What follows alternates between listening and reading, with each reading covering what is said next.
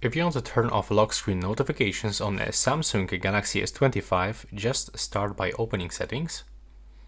Now you'll have to navigate into notifications and go into lock screen notifications. So as you can see right here, we can actually find a lot of different settings, but if you want to quickly turn off all lock screen notifications, you can simply click on this switcher. You can also turn them off from some specific apps. So when you click here, you can simply decide to don't receive notifications on lock screen, for example, from your Gmail.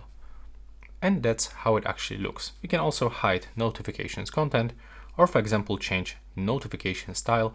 Instead of get cards, so some preview of the notifications, you will only get icons. So you will actually get this notification. You will know that it comes, for example, from your messages, but you will be able to not see content of this. So that's how it actually looks. If you find it useful, please leave a like and a comment below.